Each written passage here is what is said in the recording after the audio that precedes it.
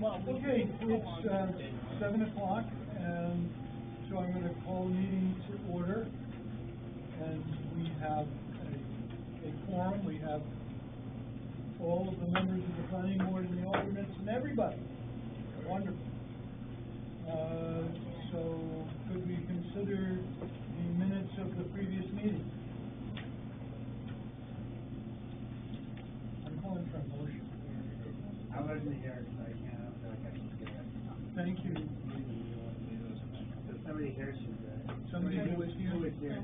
Mary Ella is making the motion to accept the minutes. I'll second the motion. Mike is seconding the motion. Great, that's great. You got that far. So does anybody have anything you want to say about the motion? So all those in favor? So the motion passes. All the people who were there, myself included, agreed. The minutes were great. Okay. And I, Tom, owe you an apology for the way I wrote the minutes, wrote the agenda down that I sent to the office. Thank you. We are going to be, I'll do it this way. We're changing the agenda. We are considering 38 Carl Burnell Road, which is the home of TW Enterprises and Greater Portland Dumpster Rentals. So my apologies for getting that wrong. Anybody who doesn't like it can become chairman at the end of this meeting. Right now. So we had a minute to go through the restrictions, I guess it is, you know, what conditional use permit. We never got a chance to have the appeal. And there's, you know, like out of 17 items, there's 6 items that we would like to check, or seven check. So, and then, yeah, fine. So this is Kylie, she's my attorney, one of my attorneys. Great. My name is Kylie German. I am one of the attorneys. Could you say your last name again? German. Germann. There we go. Kylie German. From Landman Ray Nelson Reed. Okay. And I do want to begin by saying thank you for taking the time to hear us again. I know this is out of the appeals period and out of our norm, but it's very much appreciated, especially now that we've been able to be in business for a minute and understand what the restrictions meant and how they are restrictive. Sure. Outside of what the ordinances would probably normally call for. So, thank you for hearing us to begin with. We as a town appreciate business people coming here, and so I am very happy that you felt you were able to come back to us and say, wait a minute, I'd like to reconsider some things here. Absolutely. And gotta make changes where we need to make changes, you know. And sometimes when you, as your attorney says, once you get started, you say, oh, what I really want to do is over here. Yeah. You know, and I understand that that's part of being an entrepreneur. It's part of being a business, yeah. So, I don't have a copy of your conditional use permit, but do you have a copy of what you would prefer for your conditions? So I was going to talk them out with you guys each, if that's all right. We have the time to do that, and then I think they want a copy. discuss them. I don't have I have a copy of that, but I don't have anything printed. So, Is there anything I can help you with? Do you want to email that? Do you have, first of all, do you have his conditional use permit for 38 Carl Burnell Road? I've got the minutes. No, you have a conditional use permit. You have the conditional use permit. Yeah. Yeah, we can get copies of that, and that way they can look at it. But first, let's stop a minute and consider procedure. So what we have normally done in a case like this is we have opened up the conditional use permit. We're asking you to apply for a conditional use permit. Reapply. That would be one method of doing this. Which we have a reapplication here. However, it would just be easier just to go through and amend what we have. So we have to go through the process of advertising this. Because, you know, the neighbors might also have said, oh my God, that Tom guy makes all kinds of noise with his pieces of wood lying there on the ground all night, you know. And, you know, I mean, people might have things they wanted to say. And I consider one of the jobs of the planning board is to give people an opportunity to talk. You know, and so neighbor talks to neighbor and, you know, wonderful things happen. And so we've got to go through that process. So 4.3 of your ordinance, and it's only because it's in front of me, it says, no changes shall be made in any approved conditional use without approval of the change by the planning board, which is what we're seeking today, of course. So that doesn't necessarily indicate to me that we would need to go through a whole new permitting application and that we could request these changes without doing that. But I do also respect what you're saying about wanting to have the neighbors' input. We have the minutes from the prior meeting. Did neighbors at any point have any input? I didn't, from my understanding, they didn't, and that wasn't necessarily an issue at the time. I'm just hoping that exactly that we don't have to waste more time of the planning board and more money and more effort, that we can instead just talk about some of the restrictions we'd like to see reconsidered now rather than a full conditional use permit. If it's a no-go, you're in the position of power, of course, right? But I'm hoping we can make this a little more streamlined than a full. I would hope for this to be as streamlined and fast and wonderful as possible. However, as you know, if you don't give somebody the opportunity to speak, that's when you hear from them later. Sure, absolutely. And so I prefer to give people the opportunity to talk and not come. Sure. Rather than not be invited and then tell me I did the wrong thing. So, Joe, would it be a scope issue? You know, do we need to hear what the proposed changes are to decide whether they're of a scope where you want to give people the opportunity to talk, or whether the changes are of a magnitude that it could be viewed as a waste of time and resources to go through the whole process? Anybody else have anything to say on this? I would just say, historically, any modification to any expansion of use has required a new conditional use permit application and going through the standard process. So if it's I guess I would agree, if it's a constriction of the use, if he's saying that certain things can be stricter, I'm not sure, you know, that maybe, but we've always followed that standard approach of change, go through the process again. That's my understanding also. I haven't let Kylie tell us what's being asked for yet, partly because I know that just hearing it and not seeing it is going to be inaccurate on my part. Absolutely. And so I'm just kind of, I was stalling a little bit to get past that.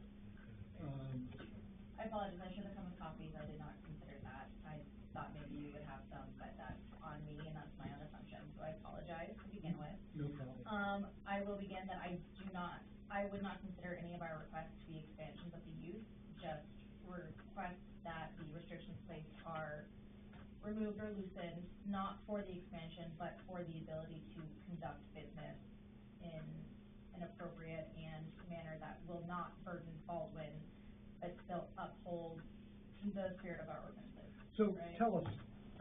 Okay, so there are 17 restrictions total, not including the standard restrictions on conditional use permits. That's fine. We're requesting that 6 are removed and 1 is adjusted. The first one is number 3, which we'll have in front of you shortly, I'm sure, but it is no more than 6 sheds or 6 lock boxes will be permitted on the property at any given time. Something framing all of this as well is never had a chance to appropriately appeal this simply because we were never provided the findings of fact and, conclusions, which would outline, obviously, as you are all very well aware, the reasons for these restrictions. We've never quite been given an explanation on why no more than 6 sheds or roll-offs or lock boxes. The reality is it's restricting his business quite a bit. This isn't a 15-acre lot that is off a dirt road, not surrounded by any residences or even other buildings or properties. It's in the woods, down a hill. Why, right? And I think that's a huge theme for tonight is why. So, Kylie, I think one of the things that happened, was a misunderstanding between Tom and us. And the misunderstanding, we did not express to Tom how we operate. I think Tom could have gotten less restrictive conditions if he had been more talkative rather than assuming we were the Portland Planning Board and were, kind of hidebound or something like that. Sure. Careful how I say that. I know the chairman of the Portland Planning Board. But I don't, so it's fine.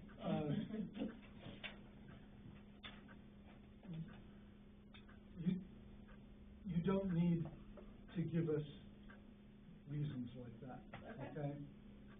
What we're interested in is, what does Tom want to make it easier to do business? Sure. Okay? That's what's important to him and to me. Wonderful. And then let us talk about it, and then if you want to raise your questions after that.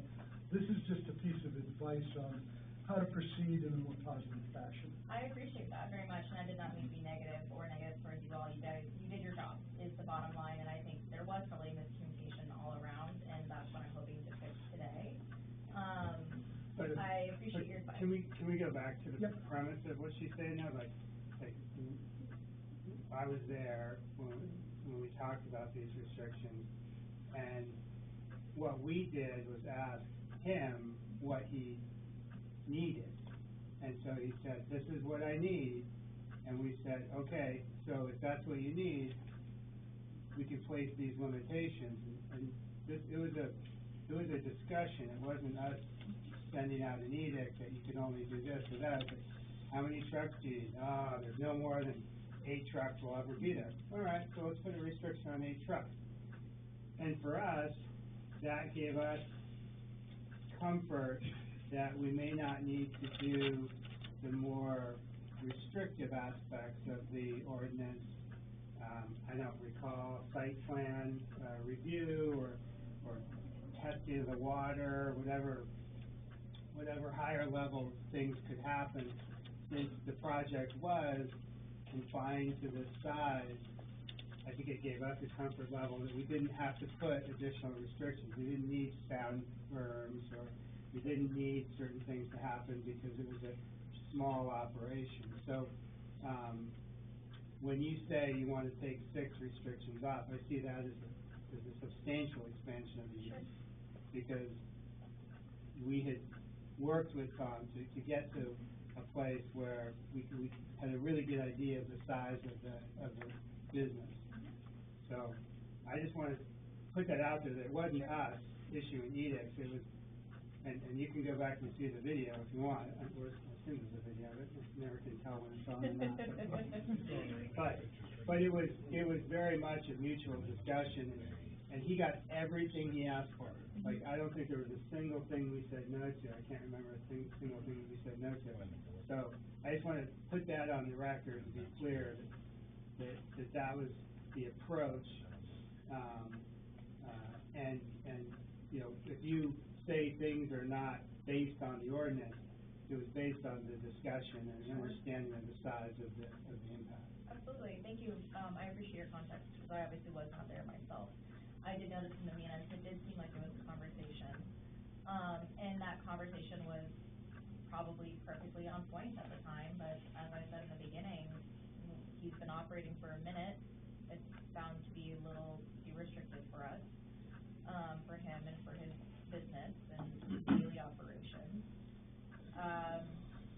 doesn't mean that this was done inappropriately to begin with, or wrong, it just, life changes, business changes, Right, I right? guess So there- that's why we're having to have this. There would be no need for an appeal because he agreed to everything. Sure, absolutely. Like when you said appeal what? He agreed to everything, like that's what he wanted, so, That was a misuse of my words then, and I will take that and I apologize.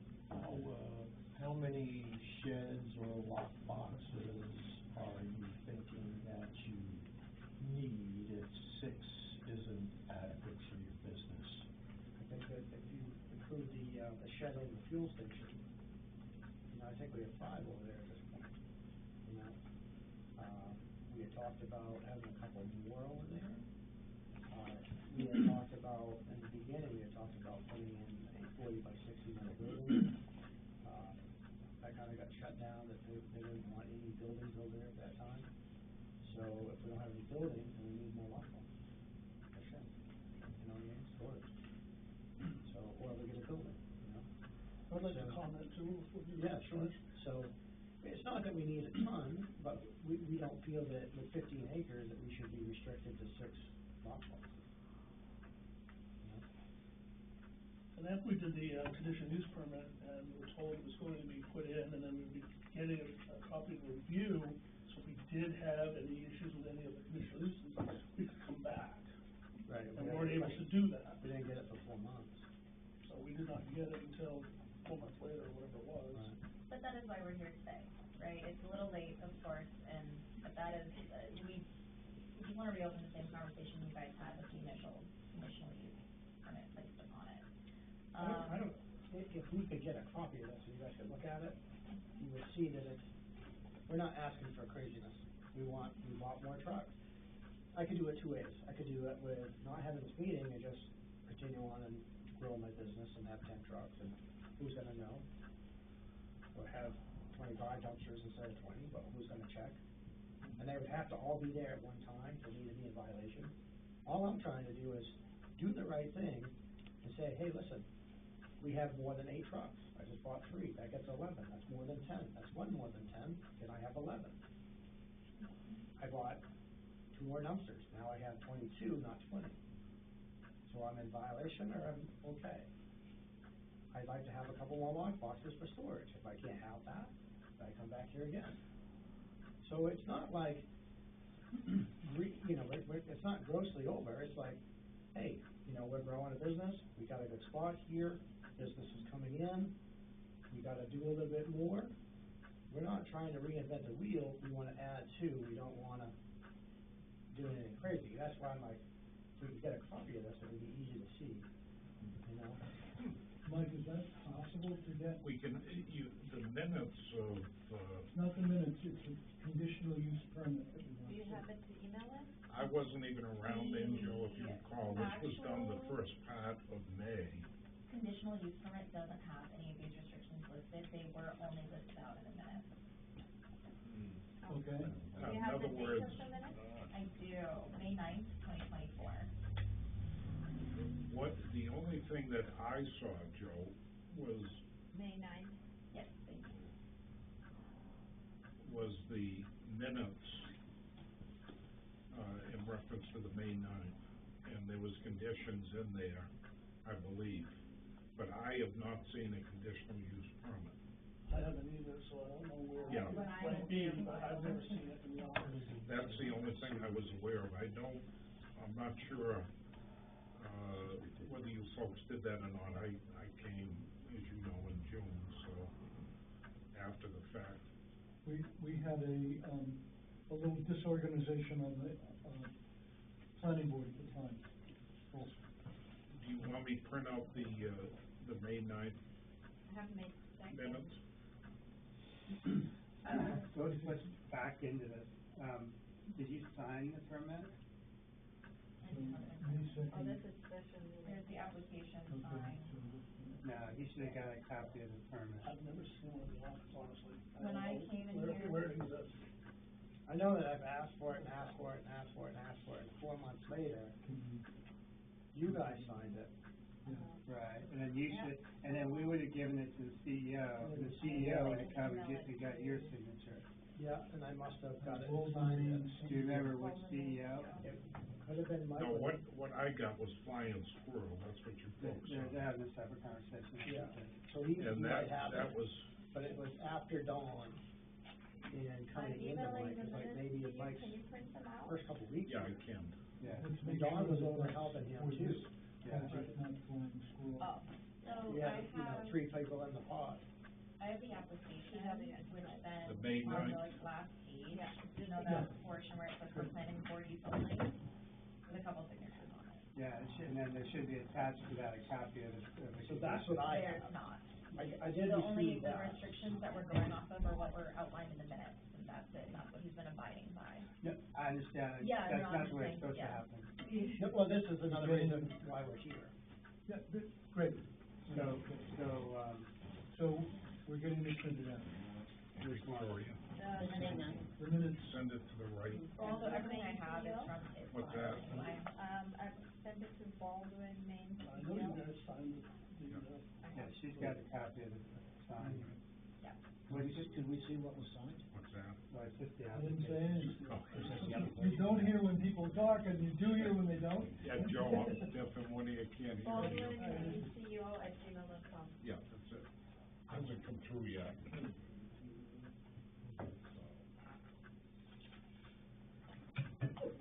While this is going on, what's the difference between a lockbox and a shed? I'm not familiar with the term lockbox.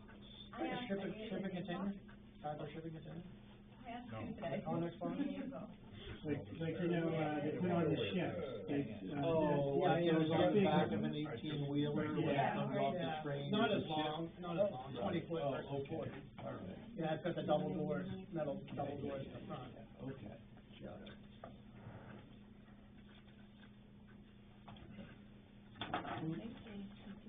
They're easier to move, you know what I mean, they're more secure, they're metal. is this, There we go, she found them already. Yeah, is this Tracy? yeah. Okay. Probably on the state. Okay. I was wondering if that was the actual. I have that too, and I can email that. Okay, great, we got something to work with now.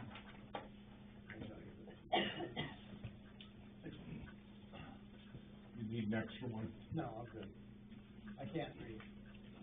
Yeah, I know. But I brought my glasses, just in I case. know. Yeah. He's never got I'll take care of you though, Tom. Don't worry. I'm not sure they did. Did you get it?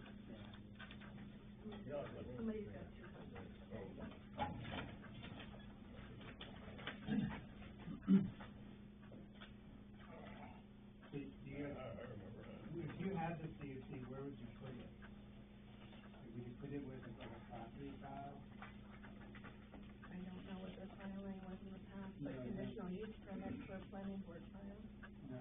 So if you had the conditional use permit, do you put it in the property file? No, I wasn't here. No, I'm not saying, Yeah. but in general, would you, if you had the CUP, would you? I would put it in the map and lot number.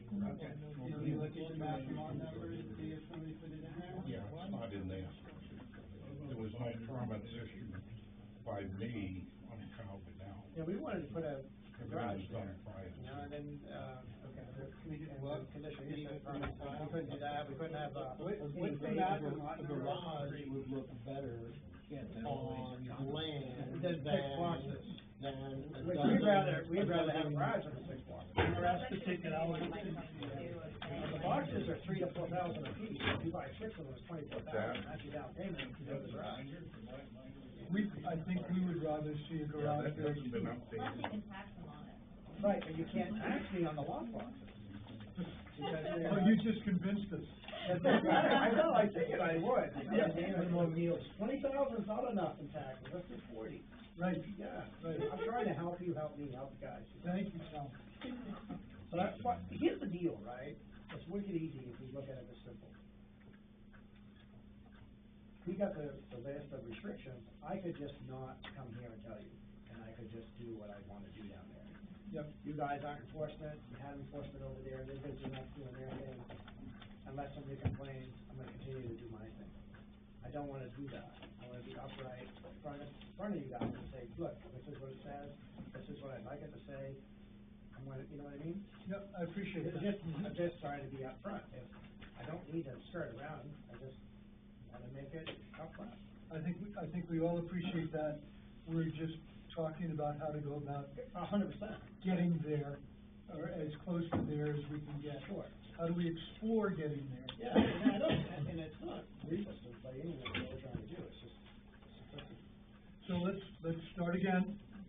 Now that we've got the paperwork in front of us. And, so, Kyla, do you wanna start with number 3? And Yes, tell us, please, my friend. how do you want this changed? I mean, that's up to you. I think if you just go through and say, what we had talked about prior, Sure. hey, listen, this is the changes we're looking to do, and number 2, we don't have to point out the differences. No, But we just say, hey, this is what we'd like to do instead. I think it's an easier approach. absolutely, I agree. So number 3, is not the number 3 that's on these minutes, it's my number 3. I don't know, actually. No, I was looking at the wrong minutes, I was right, apologies. I moved things around. Number 3 is there shall be no more than 6 sheds and/or 6 lockboxes permitted on the property at any given time. We would, request that is removed. Not to put dozens on, of course, but to not restrict to only 6. And will fall into the lack of an ability to have a permanent building later, but, that is intertwined, right? If we're allowed to have a garage or a metal building, then they're not going to need so many lock boxes or, shipping containers Right. at that point. Yeah, I So, just don't know why we needed to have it restricted, I guess was the other question. as long as you can have You said 20. you didn't want a building. Like, No, I did, no, we asked for a when 40 we- by 60, and then When we got- had a discussion, you said, I don't want any permanent buildings, you were super clear about that. Well, it's because I was told, one, I couldn't have it, and then and again, remember, I was in a time crunch.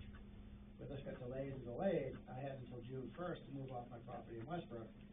We didn't even get a conditional use permit until May 23rd. They gave me 1 week to move 3 buildings and 2 businesses out of Westbrook into 38 Calvert Road. So you had me in a pigeonhole, I had to accept whatever you're gonna give me. And when I was going through this with Don Tent and the planning board, he said, oh, this is gonna delay it. I said, we can't get delayed anymore, we're moving. We don't have a chance. We started this process in February. So I think if we can avoid May. blaming each other, we'll get, It's not a blame. we'll get further. We had said that we wanted a 40 by 60 in the first go-around, but then it was said that, one, it was a build-out, public sewer, water, not public, but sewer, water build-out, and that's gonna slow the process down, and that has to go to the code enforcement, which is Don Ken at the time. And you guys said strike that from that, and it'll go easier if you don't ask for that. So let's just find out what it is we're talking about, rather than worry about where we could have gone or what could have happened or whatever. Let's just hear the list, and then we've got a package to talk about. Sure. We then would like to move to number 5, which says there shall be no more than 10 trucks parked or stored on the property at any given time. And they must be owned by TW or Greater Portland. We would like that removed as well. There's no, we'd like that removed. He owns more than 10 trucks, but. Okay, next, number 6, no more than 20 roll-off containers are permitted, on the property. Then number 8, on-site service and maintenance of vehicles is prohibited. What do you wanna do with 6? You read it, but you just. Oh, we'd like that removed as well.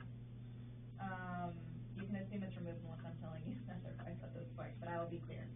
Number 8, on-site service and maintenance of vehicles is prohibited. We'd like that removed. Oh, apologies, my numbering got messed up. Number 9, on-site service, we'd like that removed. 10, permanent structures are prohibited except for 1 12x4 storage shed. just like that removed.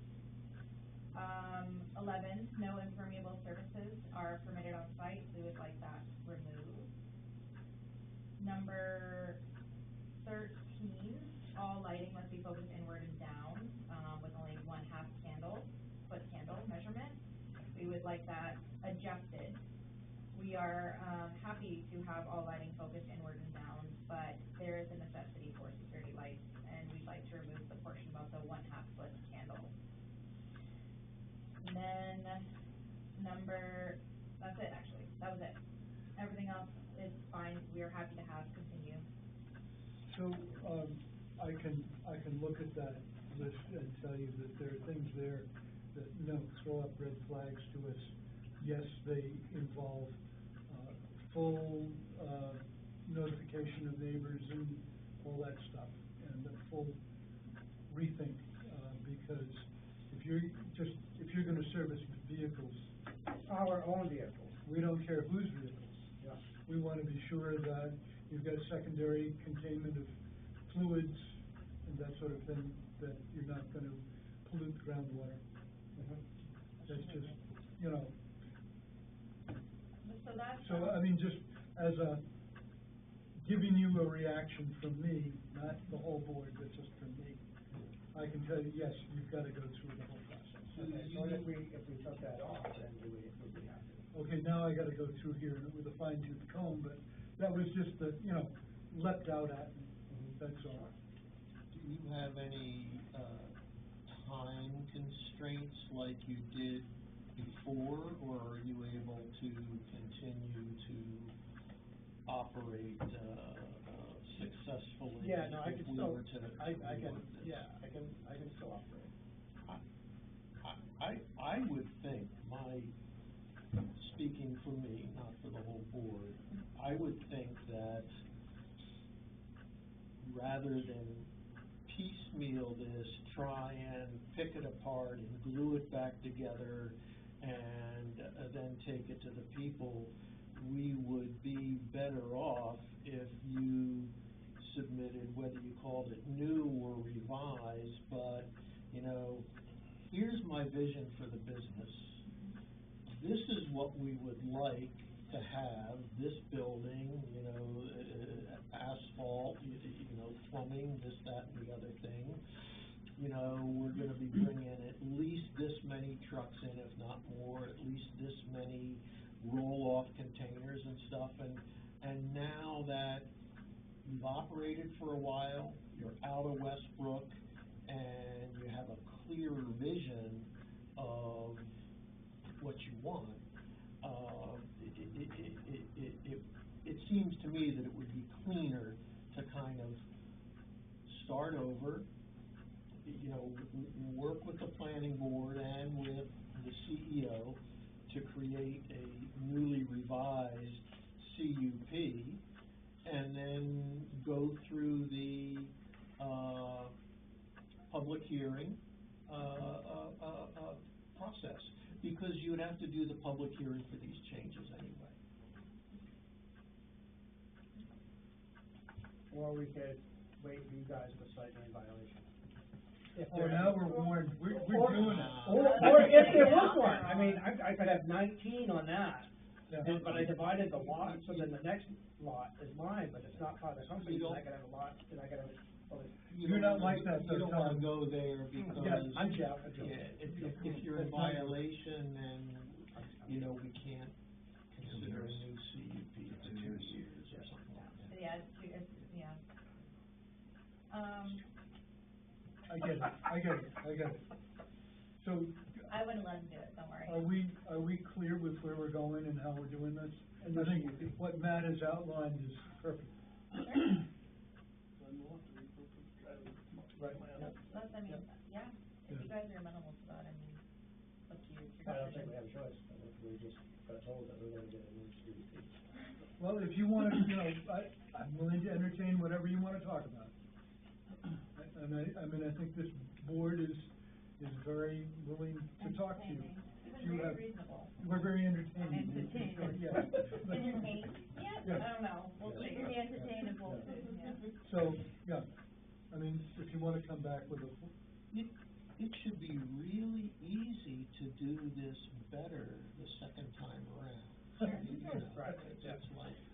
hard practice run. You know, it shouldn't take 4 months to get it back to you after we, approve it and everything, so.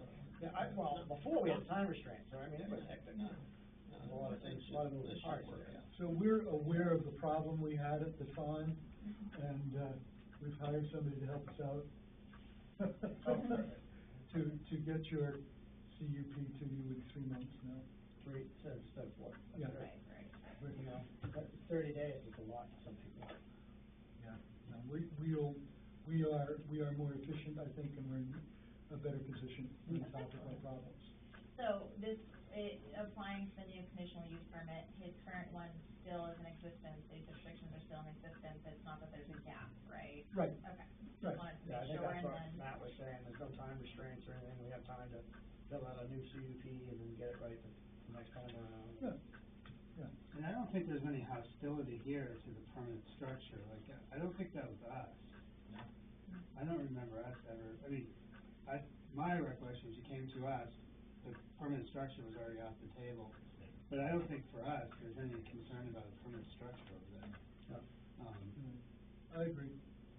And, you know, it's just considerations like, if you were gonna, this is probably what held you up, if you were gonna do maintenance on your vehicles, that throws us into another tizzy, another type of concern. can I ask for my own clarity, what does maintenance mean for planning board or to you? What is Changing it? the oil, greasing Okay. it, you know. So Taking even it small apart, things like that putting it means back maintenance, together. okay, I didn't know what the threshold for maintenance was, that was my question. So oil changes, stuff like that, that's. Yeah. We've done that for businesses in town, we just did it for, the guy across from the library that's gonna maintain them. So, would the planning board consider waiving the application fee? I would, I think, you know, As a gesture on our part of goodwill on this? make a motion. I motion that we save $150. I know it means a lot to you. So, is that a motion on your part, Matt? I'll move that we, you know, Waive the, application fee. do we have a second? Second? Do we have any further discussion? All those in favor? Great, thank you. Okay, are we good? Good. You good with that? So, Mike and Kathy, you're clear that then you guys, it's the CEO's role to work with the applicant to build up the CUP and stuff? Or to guide them through the CUP? Work with Tom, I'm not sure I can. I'm gonna buy coffee this time. I am. Yes, Did I you make will. him buy coffee? Yeah, absolutely, I will. So that's really the next step is you. So what we'll do Right is, after we have it business. filled out, because we thought it might go down that road. We have to add some detail to it, because we just made it generic, we didn't think it was gonna go down there 100%, we just thought we'd make some adjustments, but. You might wanna look at your narrative too. This might be a different narrative, slightly, you know. Yep.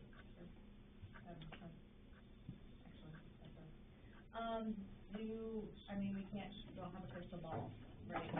I wish I could. I would be a very rich lawyer if I could. You would, But, do you think, there was a mention of, part of the comfort of no site plan review and other of those general reviews that the planning board can let do was because of these harsher restrictions. Now that we're requesting that these are removed, do you guys foresee that things like the site plan review are now going to be required for, the DEP approvals and all that extra? let's see what we're looking at. Yeah, I was gonna say, it shouldn't be any DEP stuff. Oh, I think they're I'm gonna not wanna do, gonna if they're know. gonna do a new CUP, and then if we say that we wanna grease our equipment, Right, then he wants to have the neighbors be involved in it, is what he sure. said. Well, no, So but. there would be another site visit. There was the mention of Sidewalk site is plan not review. onerous, I don't think. You guys can come anytime you want. Yeah, We need to see the proposed intensity size of use. Yes. So, you're asking for a different size building, you're asking for, more containers, you're asking for maintenance, and you're asking for, no impermeable surfaces. So, what I think we expect from you is to tell us what you intend to do in those areas. If it's not 6, says, is it 100 or 7? Sure. If you're gonna do maintenance, what maintenance are you gonna do? How, where are you gonna do it? If you're gonna put in permeable surfaces, you could certainly have a stormwater issue, depends on how much so until you tell us what this business wants to be, we don't know what will be triggered. Sure. Okay, thank you, that's just some clarification I was hoping for. I think Joe had mentioned to me before about doing maintenance over there, that you had a garage type of setup. We have a template for. A template. Conditional use permit for garage keepers. Right, and then Yeah. you had mentioned that may be a better suit for me over there. Something that anyone has to go by. Yeah. So then we can look that up. I think that makes sense. And then we can just kind of shop that in there. I think so, because then that would allow for, okay. We had a garage keeper on the board who helped us put that together. Yeah. We knew what the story was. I like that. Okay, cool. I think that's, yeah. Thank you. Thank you for taking the time to listen to me ramble at you guys, and taking the time tonight, very much appreciated, and I'm glad we could move a way forward. Great. One way or another. So Mike, you and me. Another late night. We got a date. Yeah. Tell you, Tom, Exactly you would be against the world. Thank you very much. Thank you, sir. All right, I'll be in touch. Okay, All right, thank you.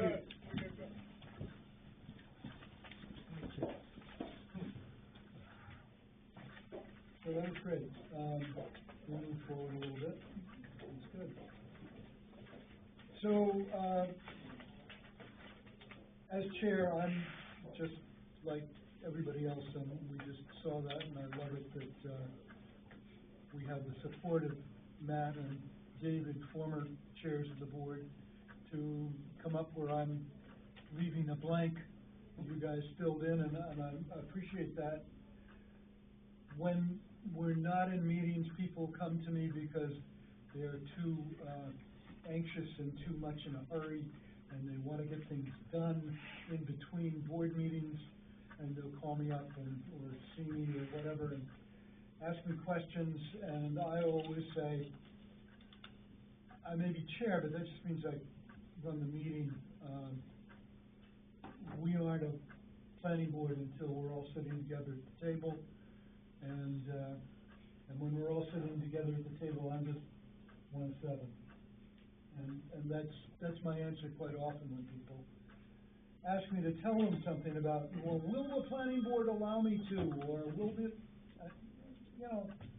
what I can do is I can tell you what the planning board has done habitually in the past.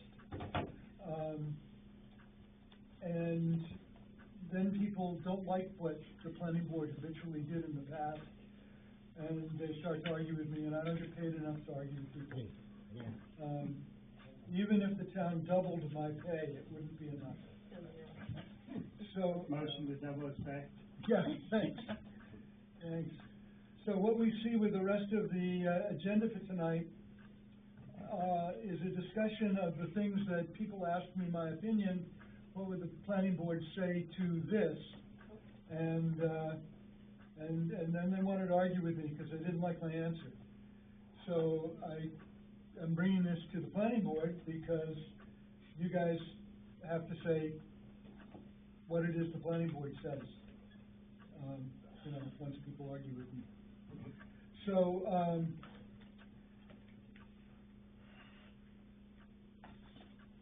we have just talked about somebody who wanted to expand their CUP. I drove by Leamington Lumber, and there was a new building going up. And within the last 6 months, we thrashed through a conditional use permit for Leamington Lumber. And, so I came in and I asked one of our two CEOs, how did this happen? And I was told, well, look at this section of the ordinance, and it says that an accessory use in the village commercial district is permitted. So, I'm confused, and I'd like more of an explanation from the CEOs, and, I'd like to, because if this is where we're going, when we grant conditional use permits, apparently, we've got to change how we grant them. I think we should add too, when Robbins came in, Livingston Lumber came in, we asked them for a complete map of all the buildings on the site, and specifically told them that any expansion of that footprint would require a change to the conditional use permit. So they were on notice that if they wanted to add a building, which is why they came to us in the first right, they wanted to expand one of the buildings, and that's what we were granting. And so I specifically remember saying, you gotta give us a diagram of what's there, because if you get any bigger, you have to come back to us. I remember you talking about that. Yeah. Yep, I would like to, yes. would like to state for clarification, I did not refer to that section of the ordinance. I said I wasn't familiar with it, but in past, conditional use permits, are required if driven by the ordinance. Not being familiar with the property right off the top of my head, and we flipped through the ordinance, and that's where I said maybe it was fallen into this category. I wasn't sure. I think, Why, I didn't allude to. Mr. Chairman, Yeah. why did you've got an existing business that's been there for what, 50 years or so? Why was there a conditional use application come before you? because Was that accurate and correct based on the land use? the That's application. where we're gonna start. Can I talk? Yeah. They came before us because they were expanding their business. I think the first thing I'd suggest here is that being new to the town of Baldwin and being new to a relationship with the planning board, when you have doubts about major things that might come before the planning board, you could consult ahead of time before handing out permits. That would be my major criticism here. And that is something I'm upset about and I'm insulted by. I'm personally insulted by that. Joe, can we go back, was a permit issued for that ordinance? So now that you've A said building that, permit. Mr. Chairman, would you please show me? They're having a Oh, discussion. did Can somebody you wait? say something? Yeah. I didn't hear anything. Yeah, it's fine, no, it's the heating, Yeah. good. I was asking if the building permit was issued for what's going on right now. So was a building permit issued to, Robbins Lumber? It was. Okay. And what is it for?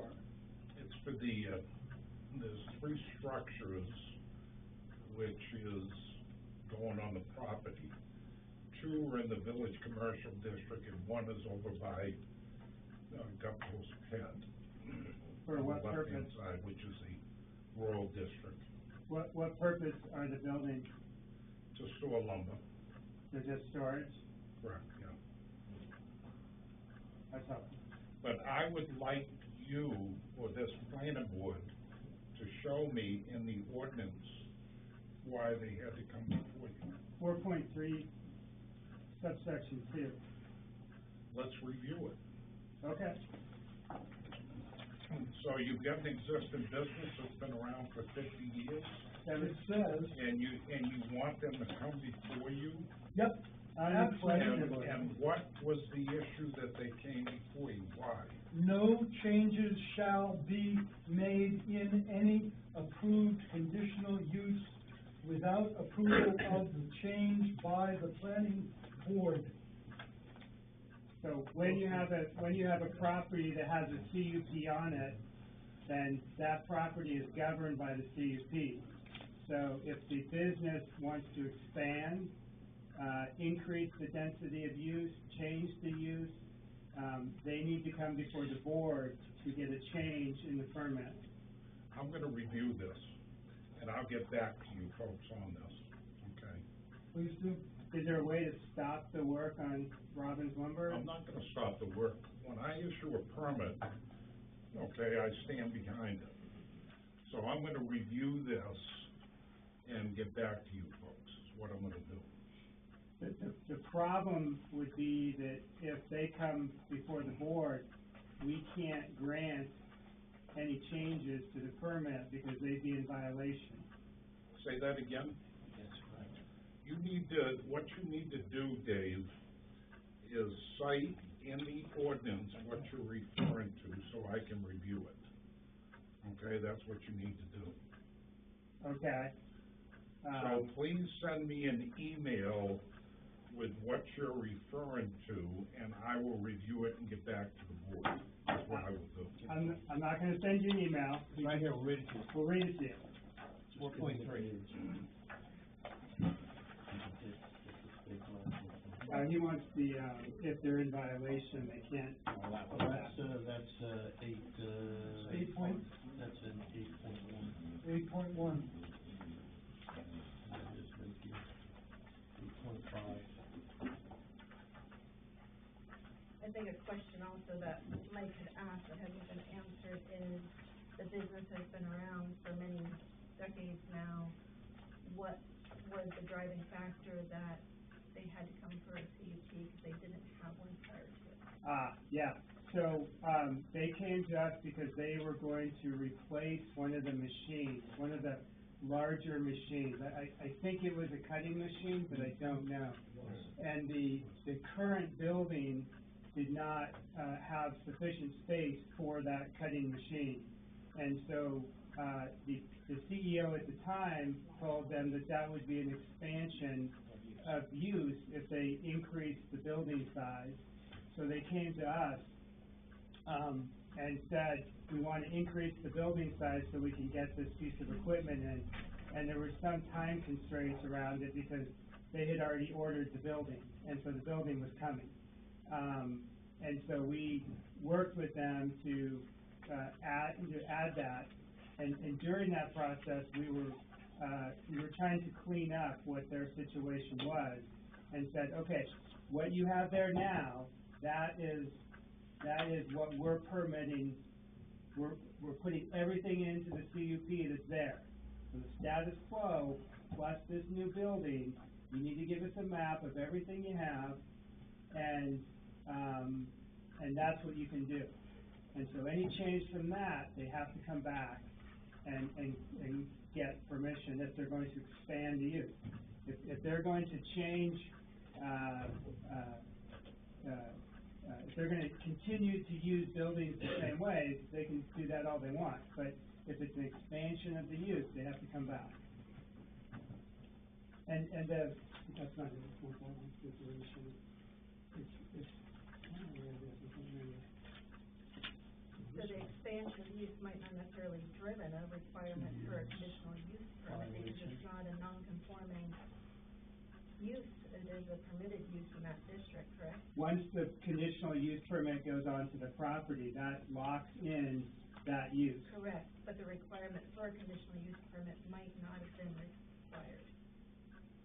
I don't know what you're saying. Was a conditional use permit required when they expanded the building size for the new machinery? We believed it was an expansion of the existing use. Can you show me in the ordinance, Dave, where that was required? That's Four what I'm point looking for. 3.2. No, what I'm looking for is you're referring to 4.3. But what about the land use table or what's there that you made your decision? That's what I wanna know.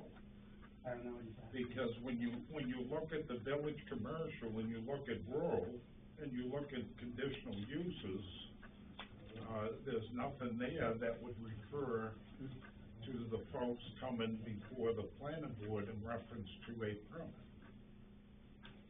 So don't know what please you're asking. show me what you're referring to in the land use. I don't know what you're asking. Do you have a land use table? No, I don't understand your question.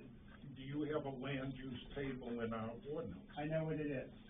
Let me see if I think I get the sense of it is, when is a conditional use permit required? When is it required? When, You put a business on a property. right, we have the table, yeah, we have the table. Okay. Show me in the table where it's required.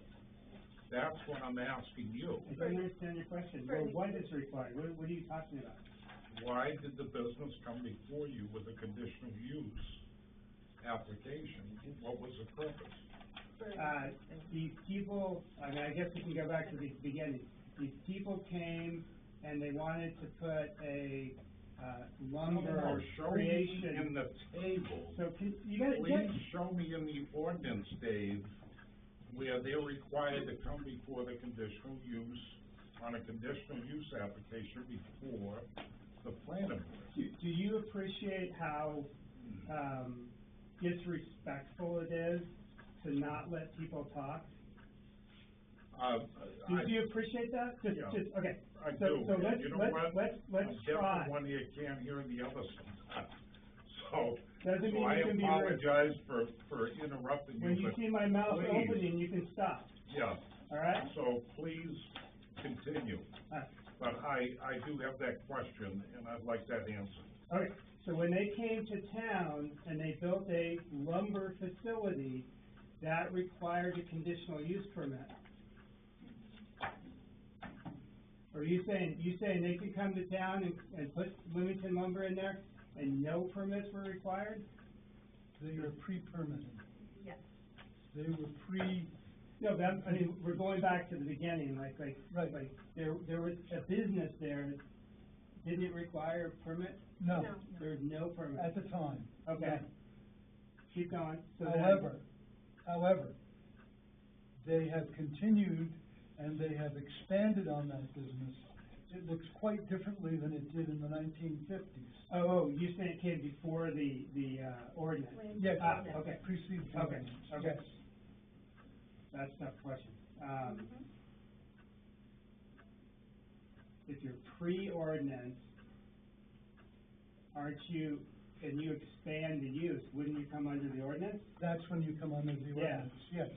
So you would be, what's it called, a non-conforming, or no, pre-existing business? Pre-existing, So if you expand it, that's when you would need to come in. right. Is that what you're asking? If they originally were pre-permit and they expanded, then they would have to come in. Where, and that's what he's asking, is where in the ordinance does it show that he has to come in for that use? I guess I'd approach it from the other point. If they came in before the ordinance, could they do anything they wanted forever? No, with permits. They received permits, I think is what Mike is saying. Mike has issued permits. They haven't done stuff without permits. So what point triggered a conditional use permit? Yeah, please show me in the ordinance where it says that they have to come before the planning board and what you based your decision on. That's very simple. Because what, conditional use permit was never issued. They obtained building permits for their continued growth over the years. And then at some point, we said, I don't know, last summer, there was a conditional use permit issued for that operation. And that's the question. You don't want to take it back further than that. Yep. They have a conditional use permit, and when they expand beyond that, that's when they need to come in and talk again. Thank you, Bob. I mean, was it a mistake for them to come in and ask for the permit? I don't know the answer to that, but they did.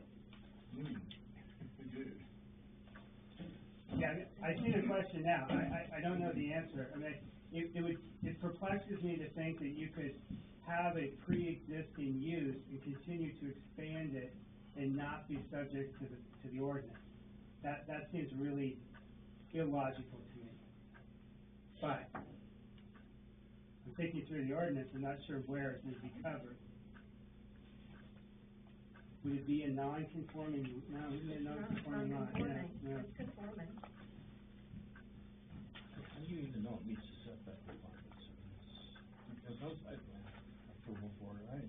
But it doesn't have to meet the setback, well, Like that for building permit? it doesn't have to meet, the original use wouldn't have to meet the No, but code. it's expanded use. Yeah. We have to look at it to see if it meets all the zoning requirements. But that wouldn't be a conditional use permit, It's building permit. that's a building permit. I mean, they made it easy for us because they came in, but I don't know if they had to come in.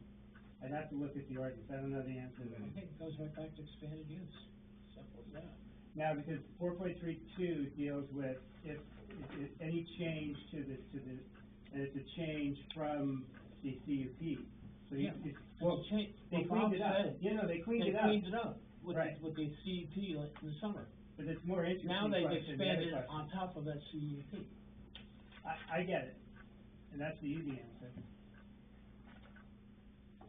So the problem for me is that I want to give the neighbors a chance to comment on expansion of this facility. As I was talking to Mr. White about, you want to give people the opportunity to come in and talk about it, even if they don't come in and talk about it. They had the opportunity, but you can't tell them they had the opportunity if you don't give it to them. Mr. Chairman, I'm looking for guidance from this board, and I want you folks, to put together something where I made a mistake. Please do that, It's been a violation. because you've got an existing business that's been around for many, many years. Are you saying they can expand forever? I'm can do saying, whatever they please wanna show do? me in the ordinance where I made a mistake. Are you saying that they could I'm put up a saying, five please hundred show story me building? in the ordinance where I made a mistake. Yeah, George, I mean, the answer Okay. is really easy. I mean, the answer is 4.32. Yes. Because they had it, they came in and got a permit, Right. and now they wanna expand off it. That's the really That's easy easy, answer. that's it. So 4.32 is your answer. Yeah. It's not really satisfactory, because it doesn't answer the bigger picture, but that's the answer. Yep. Like, that's easy. Yeah. I agree.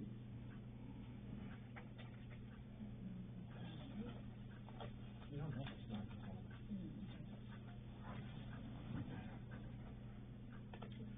So, I don't know what we're gonna do about that, but that needed to be said. As I say, as chair, people say things to me and I don't wanna argue with them. I just will have my say at the time and move on. So we need a discussion of section 8.1.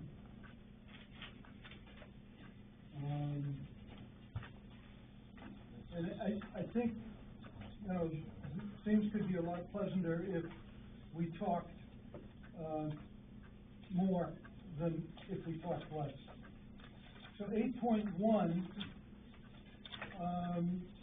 an application for conditional use permit or site plan review approval must be denied for any property where a violation exists until such violation has been corrected or resolved. I was told this meant the opposite of what it says here. And so, I mean, I think it's plain English. And I don't know what to do. Who told you that? Our two CEOs who worked me over for 2 hours here, trying to convince me otherwise. And, I said, okay, I'll support you, let me out of the room. And so I said I'd support them, and then I went home and I said, wait a minute, let me read that again. How am I gonna say this means the exact opposite of what the written words are? So I don't know. I support the CEOs and their desire to have this mean the opposite of what it says it means. And I'm coming to you for your opinion. Does it say what it says, or does it say the opposite of that? Can I answer the prior question though first? Sure. So 4.2A says, no change of use or resumption of a non-conforming use shall occur without a permit from the CEO. That's the non-conforming use is a use that was prior to the ordinance, What section are you referring to? 4.2. Except it wasn't non-conforming. No, non-conforming use is a use that existed prior, that is not permitted. They have to have a CUP today. Yeah, but this isn't a non-conforming use. Look at the definition of non-conforming use. Yeah. And I To think my knowledge, I don't know if it would be. Say, I see where he's coming from. 'Cause today, if they came in brand new on a rock piece of land right there, they'd have to go for a conditional use permit. So therefore, change in that. So it looks like it only requires a permit from the CEO to expand the non-conforming use. Doesn't look like, in 4.2A, it doesn't look like, a CUP is required. But since they had one, That's the problem. Yeah, they screwed it up, but, That's the problem. By a past by staff asking. requiring one to be submitted. But I just wanted to answer that question, because if you look at the definition of non-conforming use, and then look at 5.3, non-conforming uses, that's also relevant to the answer. I think those two sections give you your answer.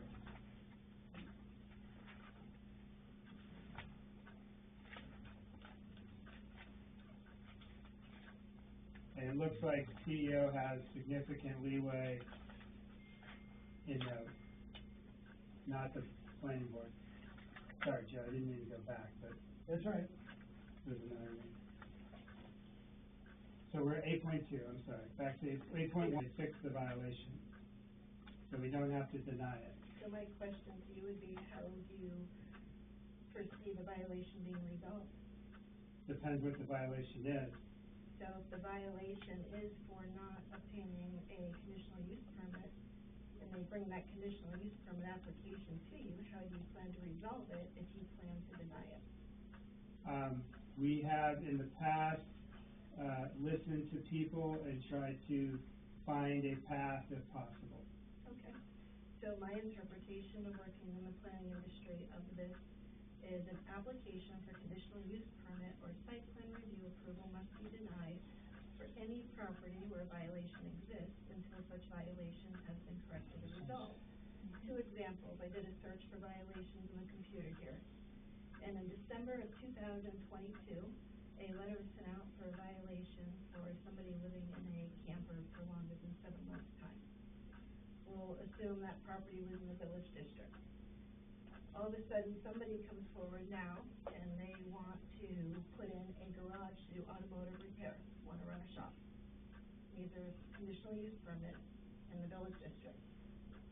We cannot, as a town, accept and process that conditional use permit for the shop because there's an existing violation for residing in a mobile home that has been cited in that file and unresolved. That is what that means. It's an existing violation, and the only way to resolve it would be to address and make sure the violation is resolved to move forward with the application. This all has come about, as everybody is well aware, a property on 107. That's me. That's you talking about me. No, I don't Well, think so. because The burn permit This is people? the, Yeah. burnout. Yeah. Oh, You oh, got the that. burn, because Yeah. I had a letter sent to me because I was living in my camper when I was building my house. Oh. And I was there Nope, longer, sorry. and Wes showed up and said, as long as I see progress every day, Rocco, Yep. we're all set. Nope, So I not you, just wanted to not speak you, up because I just a thought it was sample, me. just a sample. My other violation. Well, I just want to be upfront, you know. A man with a guilty conscience. No, I just wanted to be honest, you know. I'm joking, Rocco, I'm joking. I agree. And over here, I'm like, oh my God, he's talking about me. The violation that was issued from Eric Bennett.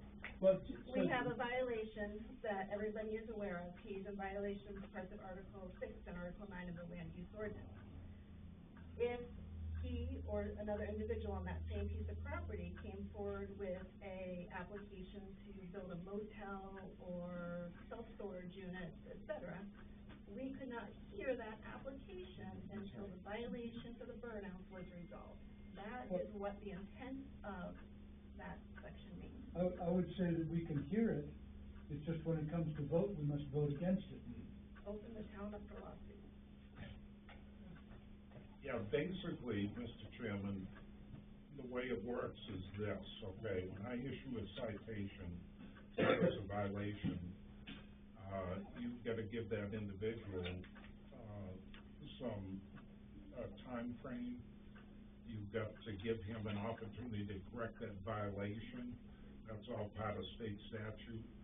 And that's what my letter says to him. And part of the citation in this situation is that he did not come before the planning board, for his business. And that's what part of it is. So how do you resolve that? The actions that brought him the citation, are they still going on, or did they stop? The violation letter has not been resolved until he submits a conditional use permit or until he submits a Yeah, letter. those are the conditions in reference to that. Yeah. So, as I said, we have had people come before us who were in violation, and we said, look, you gotta straighten out, you don't want us to vote. We can take you all the way up, we can talk with you, but we can't vote on it until you've got it straightened out. And when the code enforcement officer tells us it's straightened out, then we know they're not in violation anymore. So how do we handle this if he's supposed to submit a conditional use application for his business before you folks, according to our ordinance? How do we do that? Does he submit that? He submits the application to us, yes. Okay, so if he submits the application to you, do you go through the process or do you deny that? We go through the process. If during the process he runs a business, then we probably vote him down. But if he can behave himself for a month, it's another story. I think one thing the board needs to take into consideration is not to be reviewing this with blinders for this one case. You have to look at this language as a whole for Yep. all applications that come before you. The only way to resolve a matter is to hear the matter and vote on it. And if you want somebody to resolve the matter, you can't automatically, as a town board, say that you're going to deny that application. We aren't saying that. You did. Wait, slow down. I did not. Joe, I did not. You said that you would hear it and the board would have to vote to deny it. If it wasn't corrected. If it wasn't corrected. So the question- You called me vengeful, and I took that very personally, and I was very insulted by it, Kathy. That's the one thing I am not. You have said multiple times that you would receive the conditional use permit Yes, and you guys would have to deny it. If nothing changed. if If nothing. nothing, what do you mean by change? Okay, back up. so we've done this multiple times, right? And we don't like doing it because we're an administrative body that is supposed to follow the ordinance, and we don't really have much interpretive basis. But what we have said is this language doesn't say we must refuse a CUP. It says that we must deny a CUP if there's a current violation. And so there have been times where somebody has been in violation, and they've come to us and said, I want to do a CUP, because typically we talk to people before they file a CUP. And the CEO will raise their hand and say, this person's in violation. They are already operating the pet service business without a CUP. And we tell them that's bad. You need to, we can't approve this while you're in current violation. And so typically what they do is they stop the pet business for a month, get the CUP, and then start. And so between the time that they submit the CUP, they're in violation, and the time that we review the permit for approval, the CEO will tell us they're not in current violation, you can vote on it. And so we vote on it, and then they start their business. Because otherwise, it you know, particularly in a small town, like if we just denied somebody the moment they filed the CUP, they couldn't run their business for 2 years, and it's very punitive. So we tried to work with people, but I think what Joe is saying is, if they come to us in violation and don't change, we're gonna deny it. Like, they're creating their own mess. But if before we vote, the CEO tells us they're not in violation, they've been corrected or resolved, then we have the opportunity to vote. That's the way. You understand they will remain in violation until they have an approved CUP. Depends on what the violation is. Wait a minute. Well, that's what the violation is on the So, burnout. is this So, the burnout pit? He's talking, Yeah, Yeah. I didn't hear him. Is this the burnout pit? Yes. Okay. Let me build on what David explained as a possible solution, okay? Rather than say that the only way out of their predicament is to have a CUP, because that creates a double negative. They can't fix it because they can't get a CUP because they're in violation. If they write to you and say, my business is shut down, I have no business, we are not going to have any burnouts, I'm doing nothing, I don't have any plans for it, the end. You can write to them and say, you're not in violation as long as your business is shuttered and nothing's going on. It's a little bit nominal, but it'll still work, okay?